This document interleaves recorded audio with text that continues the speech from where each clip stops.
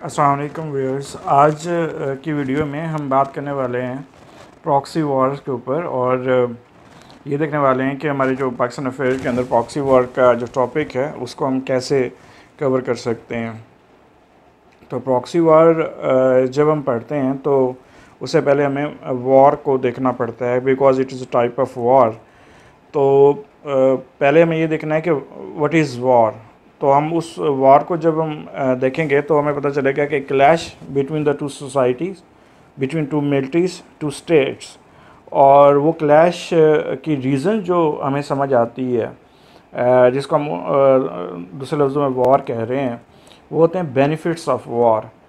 कोई दो मुल्क या दो सोसाइटीज़ या दो गवर्नमेंट्स, दो मिलिट्रीज़ जो हैं वो आपस में क्यों क्लैश करती हैं in the form of the battle field, in the form of the war in the battle field to get the benefits of the war. तो दूसरे लफ्ज़ों में हम ये देखते हैं कि वॉर क्यों लड़ी जाती है। वॉर लड़ी जाती है टू गेट द बेनिफिट्स। अब वॉर के बेनिफिट्स अगर हम देखें तो ये डिफरेंट एरा के अंदर डिफरेंट फॉर्म में रहे हैं, लेकिन बेसिक जो पर्पज़ रहा है वॉर का वो इकोनॉमिक पर्सपेक्टिव रहा है। तो बेनिफिट्स ऑफ वॉर को भी अगर हम देखें तो 3 to 4 benefits of war majorly हमें देखने को मिलते हैं। एक, या तो हम किसी की टेरिटरी को ग्रैब करना चाह रहे हैं तो उस सूरत में हम वॉर लगाते हैं कि हम अपने अपोनेंट्स को की टेरिटरी को ओन करना चाह रहे हैं और उनके ऊपर वॉर इंगेज करेंगे। तो वो हमें यकीन होगा कि हम उस वॉर में जीत जाएंगे एज अ विक्टोरियस, तो हम फिर उनकी टेरिटरी को ग्रैब कर लेंगे। दूसरा, उनकी ह्यूमन पावर को जो है वो हम लोग ओन करना चाह रहे होते हैं in the form of the slavery. तो जो पास्ट हिस्ट्री हमें वॉर की मिलती है 16, 17, इवन 18, 19 सेंचुरी में, तो वहाँ पे हमें ये बातें मिलती हैं कि एक टेरिटरी मेजर पर्पस होता था और दूसरा पर्पस जो होता था वॉर लड़ने का वो स्लेवरी होता था, यानी कि human power in the form of the slavery हम लोग उनको ओन करते थे। या जो सुपर पावर्स होती थी या पावर पॉलिटिक्स जो चल रही होती थी इन the form of the war, वो इसलिए होते थे। तीसरा पर्पस जो होता था वो नेचुरल रिसोर्सेज होते थे। Natural resources in the form of the raw material, in the form of that different aspects, जो इंडस्ट्रियल रॉ मटेरियल हो सकता है, उनका एग्रीकल्चर रॉ मटेरियल हो सकता है। और चौथा कंसेप्ट जो है वो इकोनॉमी, यानी उनके इकोनॉमिक एसेट्स होते थे जो डिफीटेड कम्युनिटी के जो है वो लिए जाते थे by the victorious part of the war. तो वॉर लड़ने का मकसद जो है वो है to get the benefits of war. अब ये मेजर रीजंस होती हैं और उनको फिर वॉर को जस्टिफाइड फिर पॉलिटिकली डिफरेंट फॉर्म में किया जाता है और उसको वो हर स्टेट के डिफरेंट, हर वॉर के अंदर हर स्टेट की डिफरेंट जस्टिफिकेशन होती है कि उन्होंने वॉर क्यों लगाई। लेकिन बेसिक पर्पस जो वॉर लगाने का होता है वो to get the benefits of the war हैं। और बेनिफिट्स ऑफ वॉर जो हम बात कर रहे हैं वो मैंने आपको बताया कि 4 हैं। अच्छा, हुआ क्या कि 1945 वाज द ईयर जब एक new world order was going to be design in the form of the international politics, और particularly after the second world war. तो उसमें हमें पता चला कि सेकेंड वर्ल्ड वॉर के अंदर जो वॉर की नेचर है वो चेंज हुई, वेपन्स ऑफ वॉर चेंज हुए, वॉर की स्ट्रेटजीज़ चेंज हुई, मेथडोलॉजीज़ चेंज हुई, और उसके साथ साथ international politics in the form of world order that was going to be change. अब हम सब जानते हैं कि 1945 से पहले जो इंटरनेशनल पॉलिटिकल ऑर्डर चल रहा था वर्ल्ड ऑर्डर की फॉर्म में, वो था मल्टीपोलर पॉलिटिक्स, जिसके अंदर यूरोपियन मेजर कंट्रीज़ जो हैं वो रूल कर रही थी ओवर द वर्ल्ड पॉलिटिक्स, जिसके अंदर हम लोग स्पेनिश को देखते हैं, पोर्चुगीज़ हैं, डच हैं, जर्मन हैं, इटालियन हैं, फ्रेंच हैं और ब्रिटेन हैं। तो ये मेजर पार्ट्स थी। तो इन the form of the multipolar politics ये वर्ल्ड ऑर्डर को डिज़ाइन कर रही थी। लेकिन जब सेकेंड वर्ल्ड वॉर हुई और उसके बाद हम देखते हैं कि सेकेंड वर्ल्ड वॉर के अंदर यूरोप के ये जो मेजर कंट्रीज़ थी ये politically, economically and socially problematic हो गई। अब इसके सेंस में यूरोप के अंदर और ओवरऑल वर्ल्ड पॉलिटिक्स के अंदर एक पावर गैप क्रिएट हो गया। अब उस पावर गैप को फिल करने के लिए अल्टरनेट जो सुपर पावर्स थी वो सामने आई, जिसकी सूरत में यूएसए और यूएसएसआर जो है वो हमारे सामने आ गया। अब सोवियत यूनियन और यूएसए ने अपना वर्ल्ड ऑर्डर डिज़ाइन किया इन the form of the bipolar politics, और उसके साथ जो एक मेजर चेंज आई वो थी जो रिप्लाई था पर्ल हार्बर अटैक का जापान का ओवर द यूएसए, और उसकी सूरत में जो न्यूक्लियर वेपन्स जो हैं वो यूटिलाइज़ किए गए। अब वहाँ से वॉर की जो नेचर है वो चेंज होने लगी।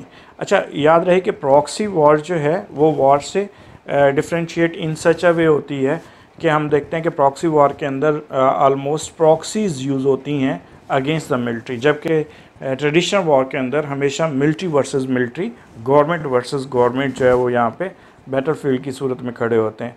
प्रॉक्सी वॉर की अगर हम बात करें तो ब्रेयर जो डेफिनेशन प्रॉक्सी वॉर की हमें बताता है वो बताता है कि ये इंट्रा स्टेट और इंटर स्टेट एक हाइब्रिड कॉन्फ्लिक्ट होता है जो between two states or two communities का चल रहा होता है to enhance the sphere of influence over the third countries or third countries की जो बैटलफील्ड है वो यूज़ हो रही होती है इसमें।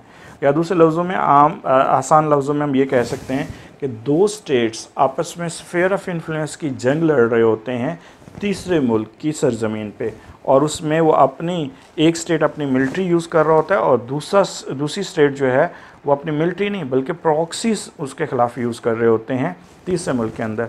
अब ये ब्रेयर की डेफिनेशन को जब हम अंडरस्टैंड करते हैं तो हमें पता चलता है कि उसमें वॉर और प्रॉक्सी वॉर में जो फ़र्क आ रहा है वो आता है इस फॉर्म में कि वॉर के अंदर दो मिलिट्री अपने सामने खड़ी हैं, एक दूसरे के स्टेट के अंदर बैटलफील्ड बना लेती हैं, जबकि प्रॉक्सी वॉर के अंदर एक स्टेट की मिलिट्री इंगेज होती है और दूसरी स्टेट की तरफ से प्रॉक्सीज इंगेज होते हैं और तीसरे मुल्क की बैटलफील्ड को यूज़ किया जाता है। और जो बात मैं कह रहा था कि 1945 के बाद वॉर को प्रॉक्सी वॉर की तरफ क्यों धकेला गया, actually that was you can say that result of the in the form of the cold war जो हमारे सामने आया।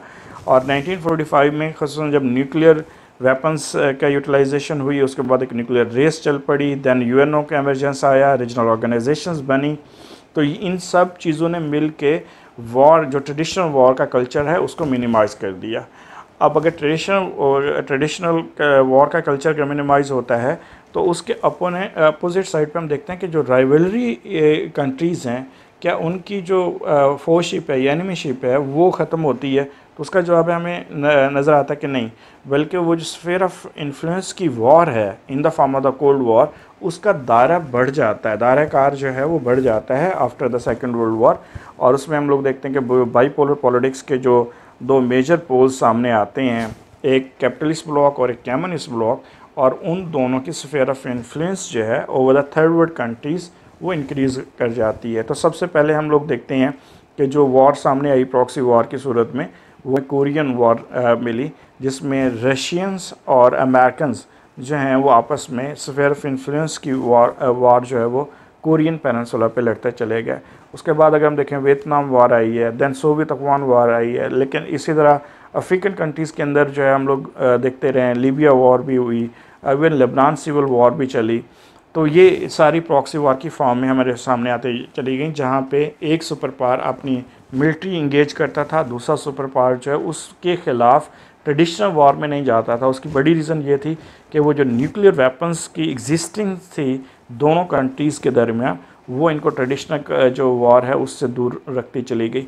और उसकी मेजर रीज़न ये थी कि अगर ये ट्रेडिशनल वॉर में इंगेज होते तो साधारण दोनों तरफ से न्यूक्लियर वेपन्स का यूजेज होता तो वो जो बेनिफिट्स ऑफ वॉर हैं वो डेफिनेटली उनमें से कोई भी गेन ना कर सकता। सो दैट वो जो element of the benefits to get the benefits of war है उनको कैश करने के लिए ये ज़रूरी हो गया था कि ट्रेडिशनल कल्चर वॉर को प्रॉक्सी वॉर के अंदर चेंज कर लिया जाए।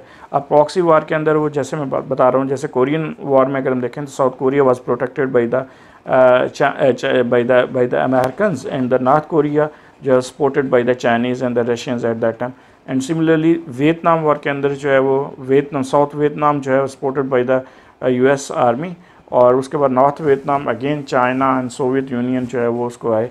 और जब Soviet Union Afghan war start हुई तो सोवियत यूनियन की मिलिट्री इंगेज हुई लाइक अमेरिकन जो कि वियतनाम में हुए थे, और दूसरी तरफ से जो है मुजाहिदीन क्रिएट किए गए by the help of Pakistan and Saudi Arabia and USA। So finally जो वो शॉर्ट सेंचुरी पीरियड हम जिसे कहते हैं, जिसके अंदर हम लोग 1945 से लेकर 1990 का पीरियड हम देखते हैं, जिसे कोल्ड वॉर एरा भी कहा जाता है, शॉर्ट सेंचुरी पॉलिटिक्स का शॉर्ट सेंचुरी भी कहा जाता है बाईपोलर पॉलिटिक्स की। उसके अंदर प्रॉक्सी वार को हमने बड़े ओपनली और विजिबली हमने ऑब्ज़र्व किया इनटू द डिफरेंट कंट्रीज़। और उसमें हमने देखा कि जो स्फीयर ऑफ इन्फ्लुएंस था जो बोथ बाइपोलर पॉलिटिक्स की थी वो थर्ड वर्ल्ड कंट्रीज़ को उनमें इंगेज करती चली गई और उस सेंस में प्रॉक्सी वार जो इमर्ज हो गई। तो ब्रोअर की डेफिनेशन के हिसाब से देखें तो वो दो वर्ड यूज़ कर रहा है, इंट्रास्टेट और इंटरस्टेट। तो इसमें हमें पता चलता है कि स्टेट्स के आपस में और state with in the state जो आपस में ग्रुप्स ऑफ द प्रॉक्सी वार होते हैं वो इंगेज हो रहे हैं, और दूसरा जो रीजनल कंट्रीज़ हैं वो भी इसमें इन्वॉल्व होते हैं, और अदर कंट्रीज़ जो पावरफुल कंट्रीज़ होते हैं वो भी इसमें पार्टिसिपेट कर रहे होते हैं। सोवियत अफगान वॉर जो थी उसने प्रॉक्सी वॉर की इम्पोर्टेंस को हाईलाइट कर दिया in such a way that के Soviet Union was going to break down in the form of the Russia due to that result of that proxy war, जो कि सोवियत अफगान प्रॉक्सी वॉर जो है वो एक सामने आ रही थी। अब इससे क्या हुआ कि पता चला कि इवन जो सुपर पावर है वो प्रॉक्सी वार की वजह से ना सिर्फ वहाँ पे इकोनॉमिकली प्रॉब्लमेटिक हुई बल्कि सोशली वीक होती चली गई, और यहाँ तक कि सोवियत यूनियन खुद जो है वो रशिया में कन्वर्ट होता चला गया in the form of the break down. वहाँ पे सेंट्रल एशियन पॉलिटिक्स जो सेंट्रल एशियन टेरिटरी है वो in central Asian states emerge होना शुरू हो गई। ईस्टर्न यूरोपियन कंट्रीज़ जो हैं वो सोवियत ब्लॉक से निकलना शुरू हो गया, इवन दीवारें बर्लिन गिर गई और सोवियत यूनियन को जो है वो दोबारा अपनी जो एक कम्युनिस्ट टेरिटरी थी उसके अंदर कन्फाइंड होना पड़ा। तो इसको देखा देखी जो है वो रीजनल जो कंट्रीज़ थे just like Iran and Saudi Arabia, Pakistan and India and similarly in other regions जो रीजनल पॉलिटिक्स जारी थी उसके अंदर भी प्रॉक्सी वार को इंगेज कर दिया गया बाय द रीजनल कंट्रीज़।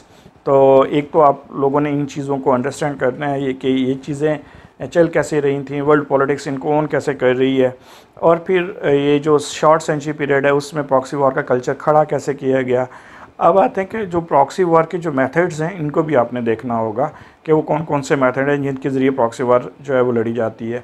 तो मेजरली 4 मेजर स्टेप्स हैं प्रॉक्सी वार के जो जिसमें प्रॉक्सी वार को जो है वो किया जाता है। पहला तो ये है कि आप जो प्रॉक्सी वार में इंगेज होते हैं स्टेट्स वो अपने लिए प्रॉक्सीज़ ढूंढते हैं, और दूसरी बात यह है कि उनको ट्रेनिंग देते हैं। तीसरा कंसर्न जो होता है उनको मनी देते हैं जिसकी बिहाफ पे उनको इंगेज किया जाता है अपने दुश्मन के ख़िलाफ़, और चौथी बात जो है वो इंटेलिजेंस उनको प्रोवाइड करते हैं।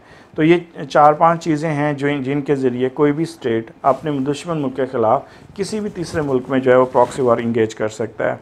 अब प्रॉक्सी वार की अगर हम बेनिफिट्स के हिसाब से देखें तो ट्रेडिशनल वार जो है वो ज़्यादा डिस्ट्रक्शन जो है वो क्रिएट करती है फॉर बोथ अपोनेंट्स कंट्री, जबकि प्रॉक्सी वार में जो प्रॉब्लम क्रिएट किया जाता है वो थर्ड वर्ल्ड कंट्रीज़ के लिए किया जाता है, थर्ड कंट्रीज़ जिसकी ज़मीन पे प्रॉक्सी वार को इंगेज किया जा रहा होता है। फॉर एग्जांपल इस वक्त अगर हम देखें तो हमारे यहाँ प्रॉक्सी वार जो है वो लगी हुई है सीरिया के अंदर, यमन के अंदर, अफ़गानिस्तान के अंदर, even Libya to some extent जो है हम लोग कह सकते हैं कि that was involve in the proxy war. तो ये कंट्रीज़ ऐसे हैं जिनमें इनकी सोसाइटी सफ़र कर गई,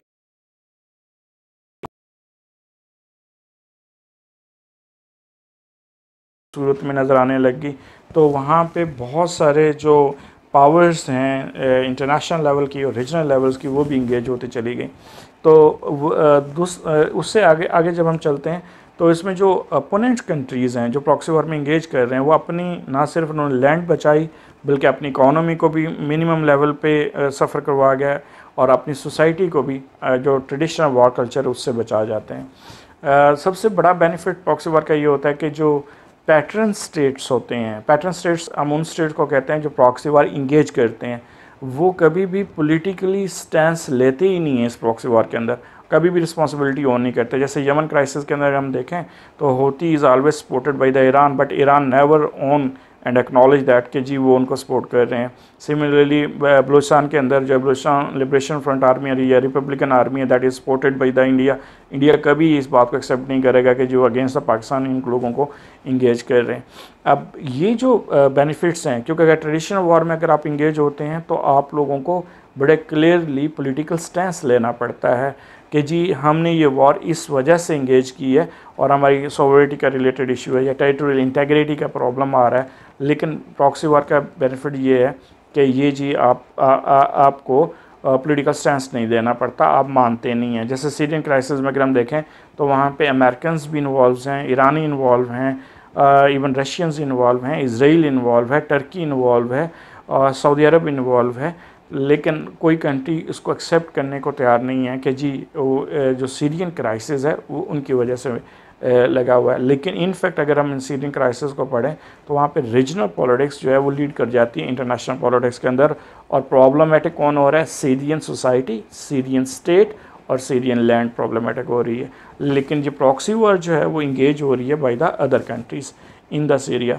अब उसके बाद जो तीसरा बेनिफिट आता है कि आप इकोनॉमिकली अपने दुश्मन मुल्क को प्रॉक्सी वॉर के थ्रू इकोनॉमिकली प्रॉब्लमेटिक कर देते हैं, और इकोनॉमिक, जिसको हम इकोनॉमिक प्रॉक्सी वॉर भी टू सम एक्सटेंट कहते हैं वो। और उसके अलावा जो कंसर्न आता है कि आप अपेरेंटली आप लोगों को ओन नहीं करनी पड़ती उसकी वॉर रिस्पॉन्सिबिलिटी।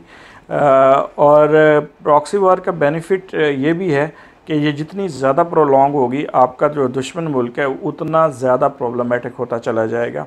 और अगर हम देखें कि तो इसमें दो तरह के कंट्रीज़ जो हैं वो इन्वॉल्व होते हैं प्रॉक्सी वॉर में। एक वो कंट्रीज़ जो प्रॉक्सी वॉर लगाते हैं, और एक वो कंट्रीज़ जो प्रॉक्सी वॉर जो है ओन करते हैं, जिनके यहाँ लगती है। अब जो कंट्रीज़ लगाते हैं वो designer of the proxy war कहलाते हैं। फॉर एग्ज़ाम्पल वो तमाम कंट्रीज़ जिनके यहाँ इंटेलिजेंस बड़ी स्ट्रॉन्ग होती है और नेशनल इंटीग्रेशन उनका बड़ा स्ट्रॉन्ग है, यूनिटी उनके स्ट्रॉन्ग है, नेशनलिज्म उनका स्ट्रॉन्ग होता है, तो वो हमेशा designer of the proxy war बनते हैं।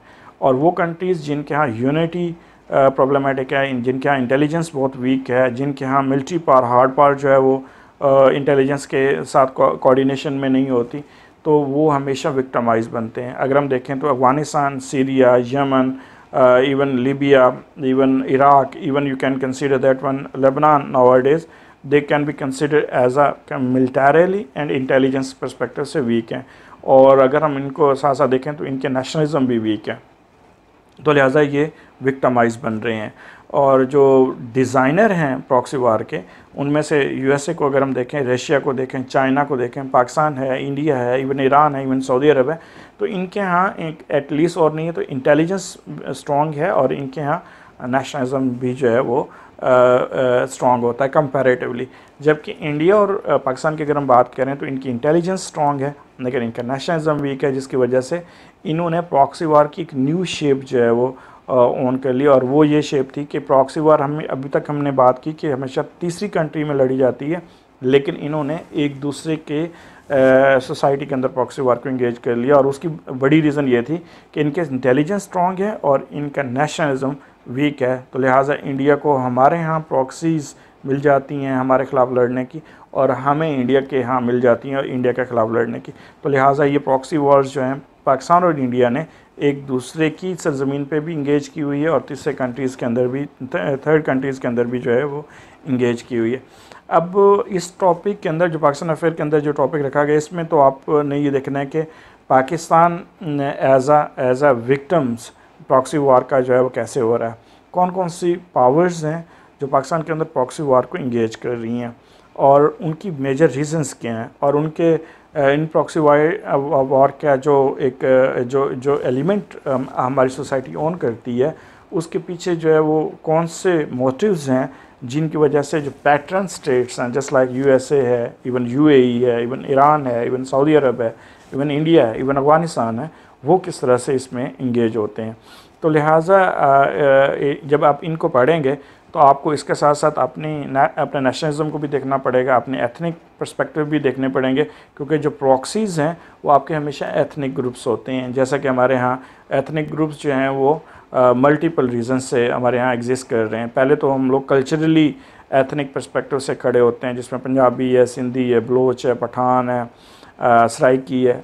और इस तरह जो दूसरा एलिमेंट है वो हमारा रिलीजन बेस है।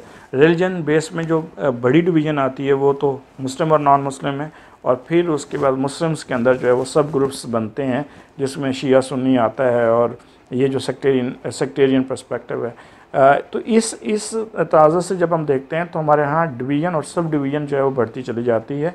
और ऐसी सूरत में हमारे यहाँ प्रॉक्सीज़ जैसे बलूचिस्तान लिबरेशन रिपब्लिकन आर्मी है, फ्रंट लिबरेशन आर्मी है, जिंदुल्ला है, टीटीपी है, लश्कर जंगवी है, जैश मोहम्मद है, ये सारे प्रॉक्सीज़ हैं जो कि हमारे राइवलरी कंट्रीज़ को एक स्पेस देते हैं हमारी सोसाइटी के अंदर कि वो अपनी प्रॉक्सी वार हमारे अगेंस्ट जो है वो इंगेज करें। अब इसके साथ साथ जब हम दूसरी तरफ देखते हैं तो हमें ये भी पता चलता है कि चूँकि हमारी इंटेलिजेंस बहुत स्ट्रॉन्ग है, तो हमने इस प्रॉक्सी वार को किसी हद तक जो है ओवरकम भी किया है, और हम कोशिश भी कर रहे हैं। तो हमारे पास जो सबसे बड़ा एज है वो हमारी इंटेलिजेंस का है, और credit goes to our agencies जिन्होंने इस प्रॉक्सी वार को किसी हद तक कन्फाइंड किया और आज ग्रेजुअली इसको ओवरकम करना शुरू कर दिया। तो इसमें सबसे पहली बात जो हम देखते हैं वो स्वात इंसर्जेंसी है, जिसको हमने ओवरकम किया। और उसके बाद हमने देखा फाटा के अंदर हमारी रिट ऑफ द गवर्नमेंट जो है वो ना सिर्फ इस्टेब्लिश हुई, बल्कि फाटा को हमें मेन स्ट्रीम के अंदर ला के खड़ा कर दिया। तो बलूचिस्तान के अंदर हमने बहुत हद तक जो है वो मोर देन 95 to 96% अगर हम देखें 2012-13 से लेकर आज आप 7 ईयर्स की अगर हम स्ट्रगल को देखें, तो अब हम बड़े हद तक हमने पीसफुल एक इन्वायरमेंट क्रिएट कर चुके हैं। तो ऐसी सूरत में पाकिस्तान क्यों वॉर एंड टेररिज्म जो कहा जाता है, war and terrorism can be consider as a parallel war of the proxy war. तो उसको भी जब आप वॉर एंड टेररिज्म को हम लोग जब देखेंगे तो मैं उसमें भी आपको बताऊंगा कि ये किस तरह से प्रॉक्सी वॉर के इंगेजमेंट आती है। अब आपने इसके अलावा प्रॉक्सी वॉर को जो रीडिंग्स हैं वो तो हम आपको लिए अपलोड कर देंगे। कुछ स्टूडेंट्स जो हैं वो उनकी कंप्लेन आ रही होती है कि जी हमारा लिंक ओपन नहीं हो रहा होता। याद रहे कि कुछ स्टूडेंट्स के लिए ये ओपन इसलिए नहीं हो रहा होता कि उनके पास या तो जीमेल आईडी उनका काम नहीं कर रहा, या उनके यहाँ जो ड्राइव है वो उस तरह से ओपन नहीं हो रही है। आपके यहाँ पीडीएफ भी अगर इंस्टॉल नहीं है तो भी हमारा लिंक ओपन नहीं होगा। तो लिहाजा ये सारी चीज़ें आप लोगों के पास होनी चाहिए, सो दैट कि जब हम आपके साथ लिंक शेयर करें तो वो आप लोगों को रीडिंग्स जो है मटेरियल जो आपको मिलता चला जाए। इसके साथ आपने जो इंटरव्यूज़ सुनने हैं to understand the proxy war mechanism, वो भी हम अपलोड कर देंगे, उनका भी लिंक हम साथ जोड़ देंगे, सो दैट अगर आप उन इंटरव्यू को सुनने के बाद रीडिंग्स करेंगे और फिर दोबारा इंटरव्यूज़ की तरफ आएंगे तो आपको बड़े क्लियरली जो है वो प्रॉक्सी वॉर की जो अंडरस्टैंडिंग है वो मिलती चली जाएगी। और उसमें जो हम प्रॉब्लमेटिक हो रहे हैं, पाकिस्तान जो प्रॉब्लमेटिक हो रहा है as a victim of the proxy war, वो भी आप अंडरस्टैंड कर जाएंगे। तो ये आज का हमारा टॉपिक था। आई होप सो कि आप लोगों को थोड़ी बहुत जो क्लैरिटी वो होगी। फर्दर आप रीडिंग्स पढ़ेंगे तो इसके बारे में आप अच्छे तरह से जान सकेंगे और लिख सकेंगे। बहुत शुक्रिया। अल्लाह हाफ़िज़।